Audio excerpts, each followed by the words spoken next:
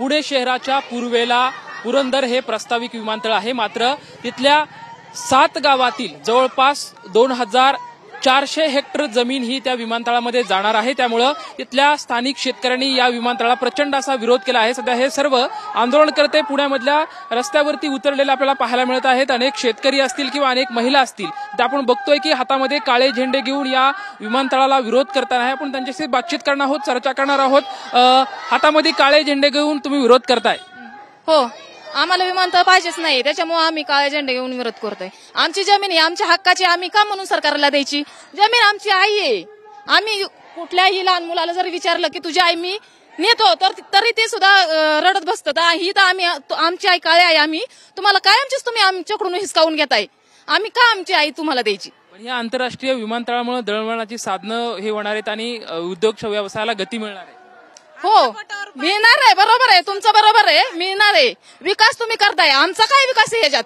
आम्हाला विकून तुम्ही विकास करताय, आमचं काय?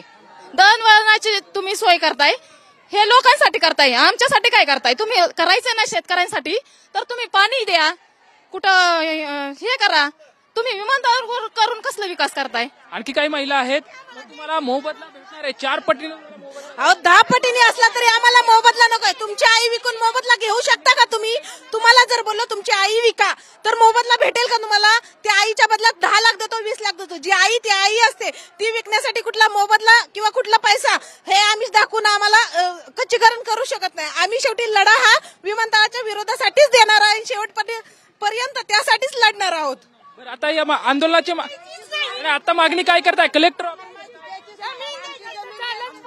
आपण पाहू शकतो की खरे जे शेतकरी आहेत ते आक्रमक झाले आहेत। आम्हाला जमीन द्यायची नाही, आमची काळी आई आहे आणि त्या काळ्या आईला आम्हाला जपायचंय। जरी आम्हाला मोठ्या प्रमाणात जरी या ठिकाणी त्या मोबदला दिला गेला तरी मात्र आम्ही ही जमीन विकणार नाहीत, आमची जमीन आम्ही जपणार आहे, अशी प्रतिक्रिया या ठिकाणी आपल्याला पाहायला मिळत आहे। जे आंदोलनकर्ते आहेत ते जोरदार घोषणाबाजी करत जिल्हाधिकारी कार्यालय सध्या आपल्याला जाताना हे सर्व आंदोलनकर्ते आपल्याला दिसत आहेत। यामध्ये प्रामुख्याने अनेक महिला शेतकरी आहेत, ते सर्व शेतकरी महिला ज्या आहेत त्या घोषणा देत ह्या जिल्हाधिकारी कार्यालयाकडे जात आहेत। अनेक काळे झेंडे हातामध्ये घेऊन हे सर्व आंदोलनकर्ते आक्रमक होत सध्या या भर उन्हामध्ये जिल्हाधिकारी कार्यालयाकडे आपल्याला जाताना दिसत आहेत। काही महिला आजी पण आहेत, आपण त्यांच्यासोबत चर्चा करणार आहोत।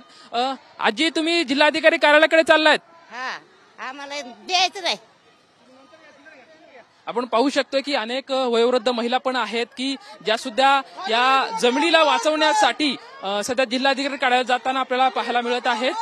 काही मुलं आहेत, मुलांच्या सुद्धा हातामध्ये आपण पाहू शकतोय की हे फलक घेऊन सध्या सर्व शेतकरी महिला असतील, त्यानंतर शेतकरी असतील, हे सर्व सध्या जिल्हाधिकारी कार्यालयाकडे जाताना आपल्याला दिसत आहेत। जमीन आमच्या हक्काची आहे, नाही कुणाच्या बापाची, अशा प्रकारे ह्या घोषणा हे सर्व शेतकरी देताना आपल्याला पाहायला मिळत आहे।